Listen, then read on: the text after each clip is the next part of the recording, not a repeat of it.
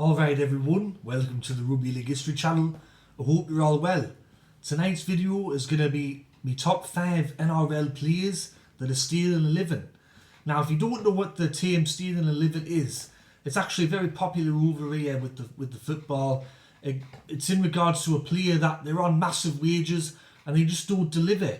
And you kind of go and they're stealing a living out there. They're not earning that wage, they're not playing well, and yet they're on this ridiculous money. So before I get into the video, I'd just like to say thank you to everyone that subscribed to my channel recently. I'm up to 493 subscribers. I'm looking to get to 500 by the end of January. There was a massive stage last night after I did that NRL Worst Behaved Club list. So thank you to everyone that's recently subscribed, and thank you to everyone that supported the channel from the very start. So getting into this video, I got 5 players. I'm going to start from number 5, work my way up, and I'm also going to put in some honourable mentions.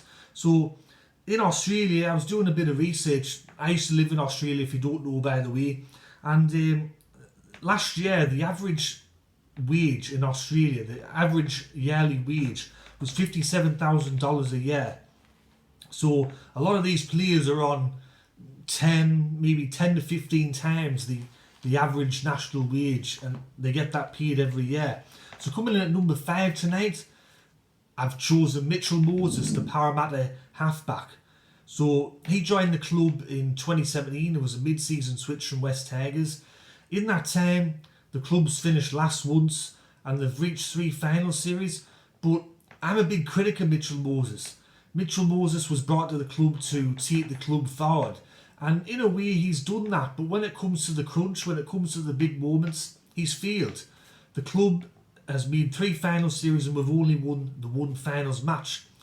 To actually go into detail about Mitchell Moses, he's on $800,000 a year. And you look at that game against South, the game was on the line, South were ahead by 2 points, there's a kick at goal right in front of the post, and Mitchell Moses misses it. It's the post, bounces off, South go down the other end and score. And that just kind of typifies my point that when it comes to the big moments, when it comes to the big plays, Mitchell Moses hasn't stepped up. He's been talked for years now, that Mitchell Moses is a major New South Wales player, that he's on the cusp of playing for Australia. Brad Fittler, Andrew Johns, everyone talks him up. And yet when it comes to those big moments, he doesn't deliver. And sometimes you have to wonder, is he stealing a living? I mean, surely, when you're getting paid $800,000 a year, you can kick a ball from fucking right in front, can't you? Coming at number 4 is the Brisbane player Anthony Milford. He's on $1 million this year. That's his salary for 2021. $1 million he's on. Last year, the club come last.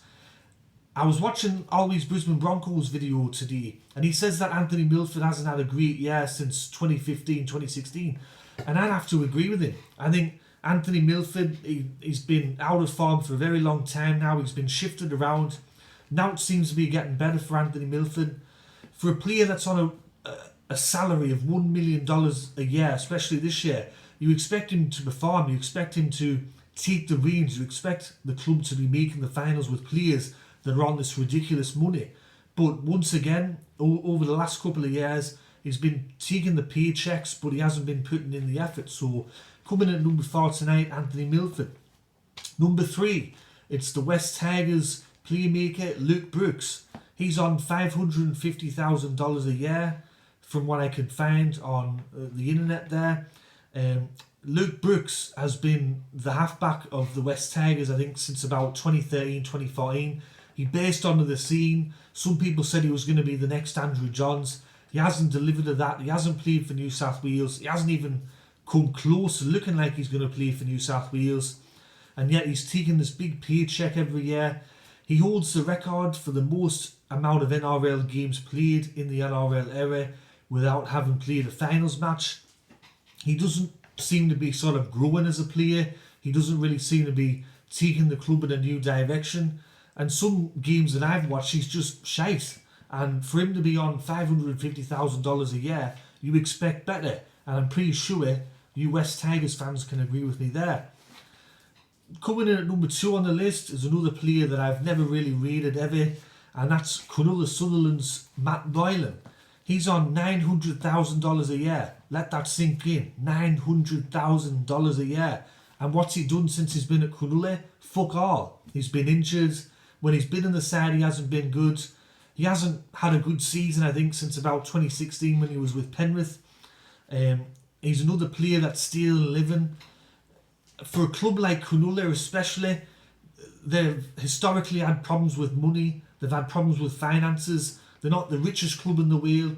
And for Matt Moylan to fucking sit there and seek $900,000 a year off him is, I think it's robbery, like. So Matt Moylan gets me second place on the list.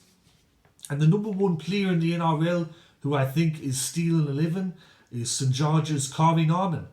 He's on $800,000 this year. When he was at Parramatta before he left in 2018, for that 2019 season, if he would have stayed with Parramatta, he was going to be on $940,000 a year. But he took a pay cut to go to St George, and he's on a very meagre $800,000 a year. In his time with St George so far, he's been very disappointing. His last year at Parramatta, he was shite.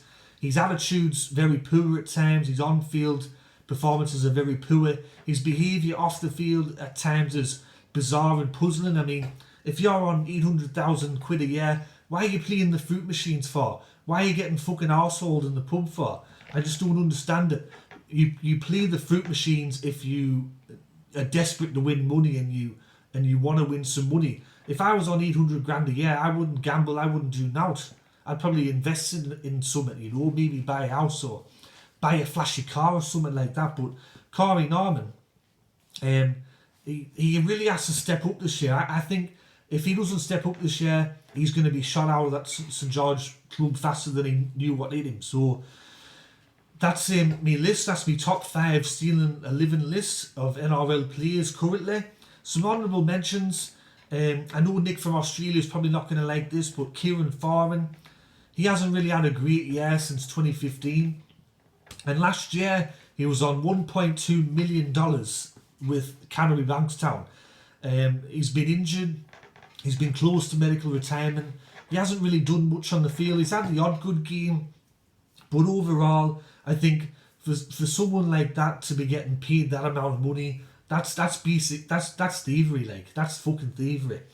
And the other player I'm going to mention is Josh Duggan. He's on $800,000 a year this year with Cronulla Sutherland. Like Matt Moylan, Cronulla, they don't have a lot of money and they're paying big wages for Josh Duggan, who's done very little since he's joined the club. Yes, he has been injured, but he hasn't really had a good year for a few years now. For him to sit there and take that paycheck, I think he's having a laugh.